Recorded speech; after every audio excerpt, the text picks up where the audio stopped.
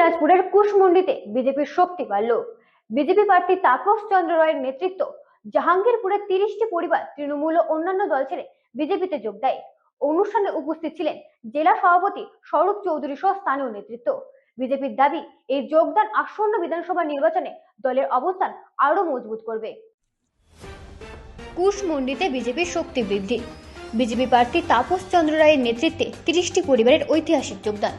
2026 সালের বিধানসভা নির্বাচনকে ঘিরে দক্ষিণ দিনাজপুর জেলার কুশমন্ডি বিধানসভা কেন্দ্রে বিজেপি শিবিরে জমে উঠেছে রাজনৈতিক উত্তেজনা। পরিবর্তনের হাওয়ায় ভেসে তৃণমূল, কংগ্রেস ও অন্যান্য দল থেকে 30টি পরিবার বিজেপিতে যোগদান করেছেন। জাহাঙ্গীরপুর অঞ্চলে অনুষ্ঠিত এই যোগদান অনুষ্ঠানে নেতৃত্ব দেন বিজেপি মনোনীত প্রার্থী তাপস চন্দ্র রায়। তার সঙ্গে ছিলেন দক্ষিণ দিনাজপুর জেলা বিজেপি সভাপতি স্বরূপ চৌধুরী এবং স্থানীয় বিজেপি নেতৃবৃন্দ। অনুষ্ঠানে বিজেপির পক্ষ থেকে নতুন সদস্যদের উষ্ণ অভ্যর্থনা জানানো হয়। তাপস চন্দ্র রায় বলেন, এটি শুধুমাত্র একটি দলীয় যোগদান নয়, এটি মানুষের বিশ্বাস, পরিবর্তনের আকাঙ্ক্ষা এবং উন্নয়নের স্বপ্নের প্রতিফলন। কুশমন্ডির উন্নয়নই আমাদের অগ্রাধিকার। যোগদানকারীরা জানান, তৃণমূলের প্রতি অসন্তোষ এবং বিজেপির নীতিতে আস্থা তাদের এই সিদ্ধান্ত নিতে অনুপ্রাণিত করেছে। তাদের আশা, বিজেপির নেতৃত্বে কুশমন্ডি আরও শক্তিশালী এবং উন্নত হবে। স্থানীয় বিজেপি নেতৃত্ব মনে করছেন, এই ঐতিহাসিক যোগদান আসন্ন নির্বাচনে দলের অবস্থাকে আরও দৃঢ় করবে। বিজেপি কর্মীদের মধ্যে চাঙ্গা মনোভাব এবং আত্মবিশ্বাস লক্ষ্য করা যাচ্ছে।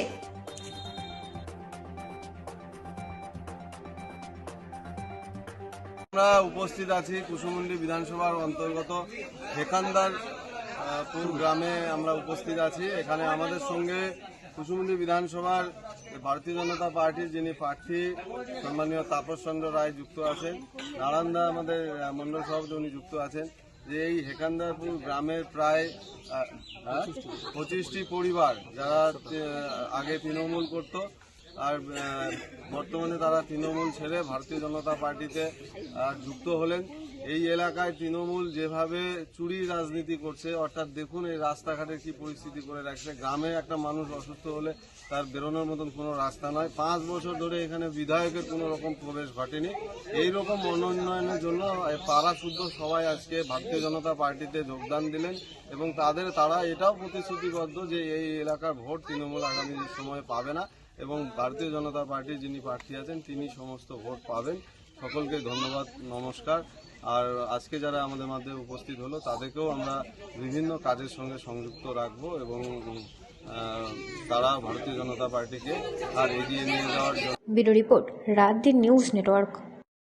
মালদায় ভোটার